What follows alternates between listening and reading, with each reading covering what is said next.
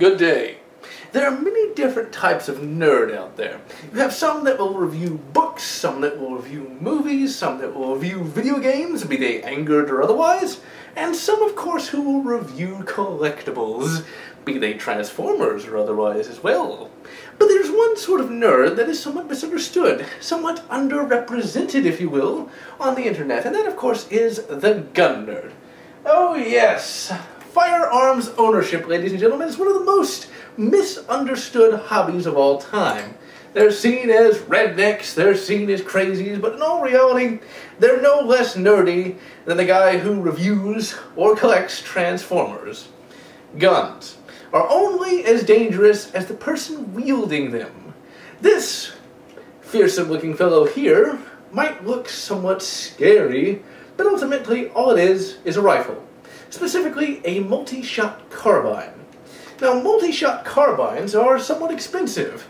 Oh, sure, you can get an AK-47 for $700, or an AR-15 for $1,200, but you don't always need to spend that kind of money to get a quality multi-shot carbine.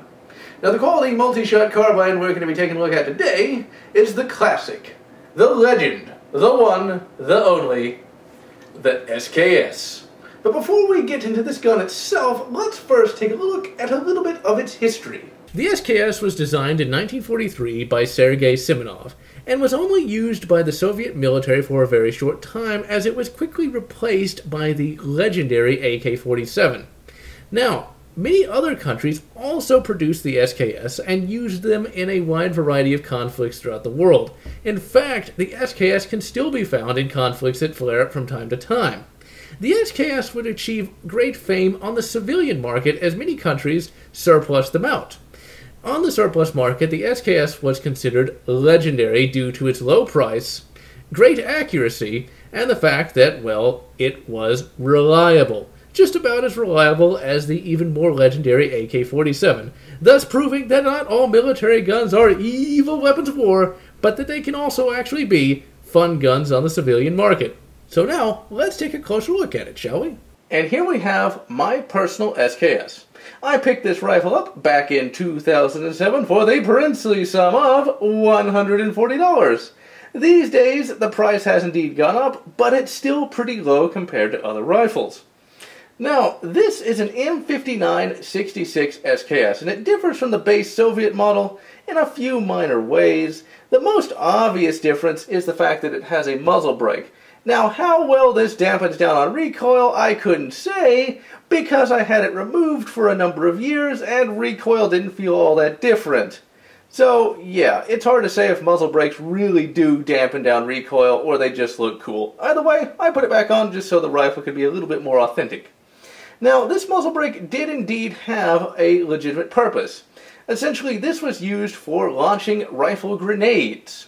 And how you would do that is you would turn on the gas cutoff system here that would shunt all the propellant gases out the end of the barrel, and it would impart that force onto the rifle grenade and would launch it where it would go explode.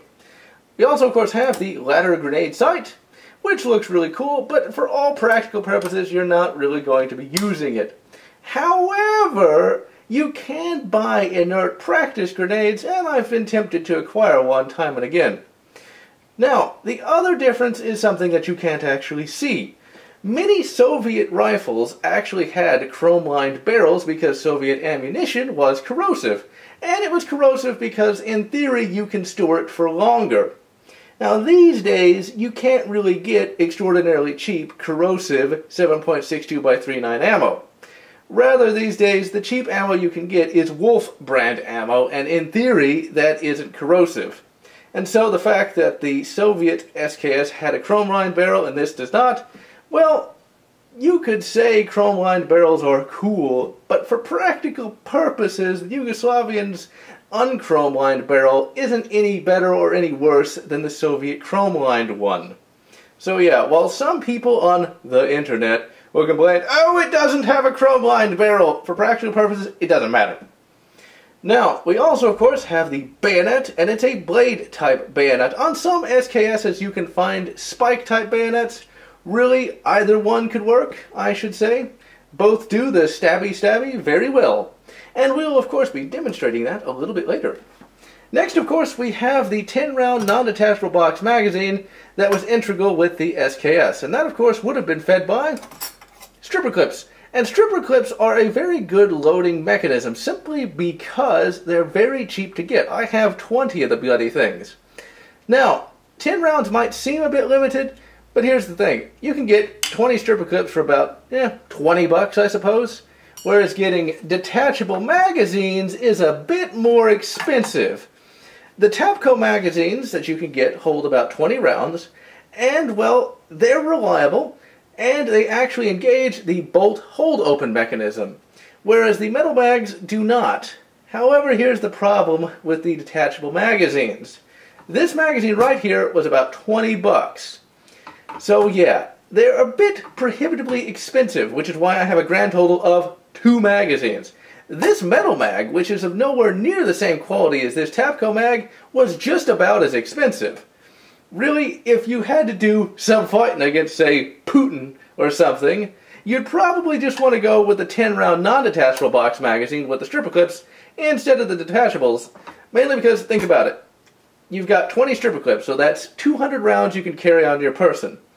If you had, say, the same amount of capacity with the Tapco magazines, that's going to run you about $200. So if you're a shooter on a budget, having a bunch of magazines is not really all that viable. And with the non-detachable magazine, you always have it with you. Whereas if you're using detachable magazines, well, if you lose all your mags, this becomes a single shot. Now, while I'm saying this, you can see the detachable magazine is detached. Well, here's the thing. I like to use the higher capacity magazines for range work, but say for practical Putin fighting applications, this would be a bit better, I should say. I've also done one other modification to this rifle, because you can't just start using these. You have to modify the mag well a little bit, which just requires a bit of filing. But I've also added a scope mount. This is an NC Star scope mount, and it's pretty bloody cheap. It's only about 25 bucks, and, well, it works. But some people may complain about it simply because, well, you have to be smart when you use it. When you first get it, you're going to have to do a bit of filing so it actually fits the rifle, because each SKS, be it Russian, Yugoslavian, Albanian, each one is a little different from the other, so you have to file down on the metal to make it fit. And for me, it took about 30 minutes. The next thing you need to do is each screw, and there's 4, 2 on each side, you need to make sure they're Loctited down. If you don't do that, the mount will bash itself apart. Now, I accidentally forgot to put the Loctite back on when I went to shoot it for this video, and it bashed itself apart, as you will see when we get to the shooting segment. But despite the fact that it likes to bash itself apart, and it really did a number on it, that's for sure, I essentially lost one whole screw and nut, the rifle still actually keeps its accuracy, surprisingly enough, as you'll also see. So, it works. Now, there are a few other options you can do. You could have a scope mount on the gas tube, and you can get what's called a brass tacker scope mount, which fits over here. The only problem with the brass tacker scope mount is simply the fact that it costs $95 bloody dollars. And I, General Lotz, do not have that kind of money right now. Now, once I actually get that money, I'll likely get that and put the original dust cover back on. Now, as for the sight that I'm using, it's just a basic reflex sight. In fact, I bought it not really expecting it to work all that much, but saying, yeah, let's give it a try. And I'm glad I did. It doesn't even have a bloody brand name, and it works quite well. It hasn't bashed itself apart at all, and overall, it's just a pretty bloody good sight all around. Thus proving you don't really need to spend $3,000 on a bloody red dot sight. Sure, I probably couldn't run this over with a truck, but, well, if you're fighting Putin, you probably generally want to avoid putting your rifle underneath a truck.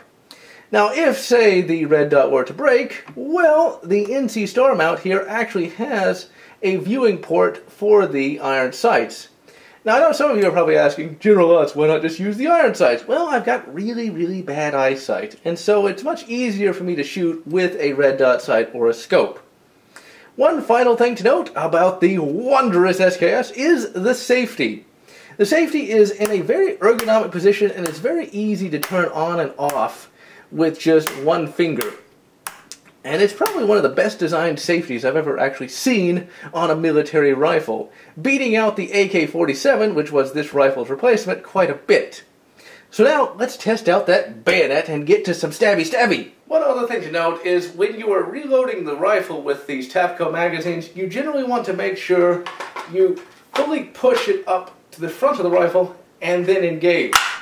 Otherwise, it may be a bit wobbly and may cause feeding problems. It's really something that you just must practice so that you always get it right.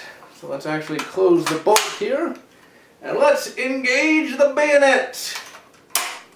Now when you engage the bayonet, the rifle gets a bit wobbly. This does indeed help with the overall stability of the weapon when it's closed. So let's see how well we can do the stabby-stabby.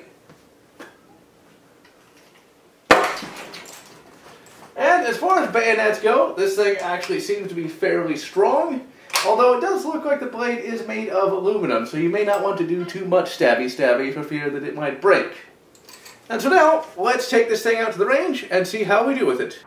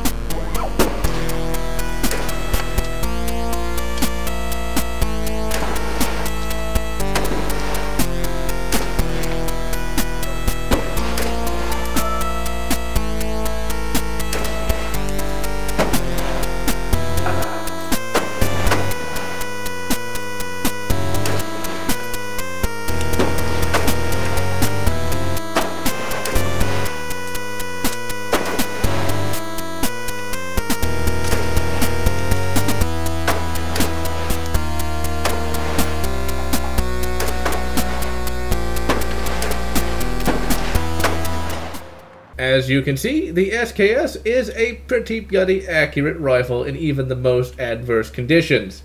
For many shooters on YouTube, they have their rifle locked down in this bloody range mount, but for me, I was shooting from, well, somewhat closer to practical accuracy, which means I didn't get match grade performance out of my rifle, but I got practical performance out of my rifle. As you can see, when we started shooting, we didn't even have it sandbagged down because the sandbags were too high up and then I couldn't actually see out of the sight. So overall, the SKS did a pretty bloody good job. There's a few outliers here and there, and I think that's when I was trying to shoot without the sandbags. But overall, the SKS got good groupings all around, even if it was a bit high and to the left as near as I can tell. And really, this is also good considering that the entire time the mount was busily bashing itself apart. So overall, SKS, very accurate, very reliable, especially as you can see, we didn't have a single failure to fire, we didn't have a single failure to feed, we didn't have any issues whatsoever. So in the end, the SKS, pretty bloody good rifle, and definitely met all of our expectations. And so now we've come to the single greatest part of gun ownership, and that's cleaning. Now, I'm not going to clean this whole rifle on camera for you guys, because I'm pretty sure that would be quite boring, but I am going to show the steps in which you need to disassemble the rifle. So let us take a little screwdriver here, and let's start unscrewing this beauty thing. This is by far the most annoying part of the NC Star scope mount, is the fact that you have to undo 4 screws and 4 nuts. And that really, and once you have Loctite on it, provided you don't forget to put it back on like I did this time, it'll likely take even longer. So once you do that, which isn't all that hard, you then, of course, use that takedown lever. There it goes. Let's take it down. Now you also need to make sure when you use Loctite, oh, I'm an idiot. That's one problem with gun ownership as well. Sometimes you forget to put the bolt forward and then it, well, shoots out the bloody recoil spring. Now, you need to make sure when using this mount to put Loctite on the screws that actually hold down the Picatinny rail there. So once you have removed the dust cover, you can take out the recoil spring and the bolt carrier. And as you can see, they're a bit filthy. So basically, when it comes to gun cleaning, you just get what is called hoppies. A quick Google search will yield a mini result, and you just clean it with that, and then be sure to put some gun oil on it, and it's, well, a pretty easy task to do. And basically, if you get confused as to how to put this back together, it's pretty self-explanatory. This rifle is idiot-proof. I should know, because I are an idiot. Only sometimes, though. So anyway, we got the bolt and bolt carrier. Getting the gas tube off is a little difficult, and this rifle is still hot because this is being cleaned on the same day that we've shot it. So let us get a punch here. Now, you're supposed to also be able to use a unfired cartridge casing, but, well, we got tools. They pry up on here, which is, of course, somewhat difficult. Getting this gas tube assembly off of here is not the easiest prospect. So sometimes it will come off and sometimes it will not. This is the fun part about gun ownership as well. It's trying to figure out, why isn't this thing coming off?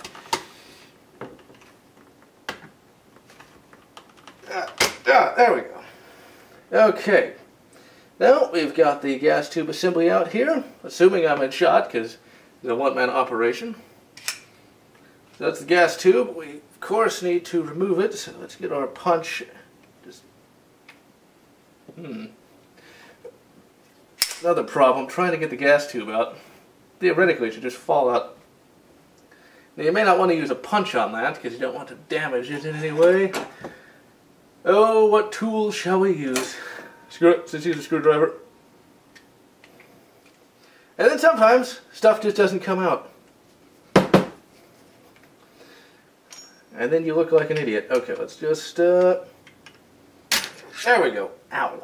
And you'll definitely get little damages to yourself here and there. And it didn't damage the metal in any way, shape, or form. And there is our gas piston here. And then, essentially, all you gotta do is clean all of that, assemble it, oil it, put it back in the vault, ready for yet another day worth of shooting. So now, let's wrap it up and call it a video. And so that is the SKS M5966. This is probably the best value for any rifle you're going to get. It can be easily modified with 20-round mags. You can easily add a red dot sight. And really, it is excellent. These days, you can expect to pay about $400 as of this recording. And, well, that's still pretty much a steal. Oh, sure, it's not the $140 I paid back in 2007, but it's still going to be cheaper than just about any other rifle on the market today. You can get a really decent AK for about $700 and a somewhat low-rent one for about $499. You can get a decent AR for about the same price, or you can get an extremely expensive one for about $1,200, whereas this is pure military surplus. This was actually issued to the troops to do some fighting, so you know it's going to actually be pretty good. And I cannot recommend it enough. This is a very good first centerfire carbine, and for many gun enthusiasts, this was their first multi-shot carbine, especially back when they were really cheap. If this was going to be the only multi-shot carbine you were ever going to buy, this would not be a bad choice. It can still hold its own with the AK and AR, and it's still cheap if you've got a pretty tight budget. And so, this is General Lotz wishing you good AK-47 and good AR, and I'm going to tell you, you always need to keep, no matter what gun you got, in the 10 ring.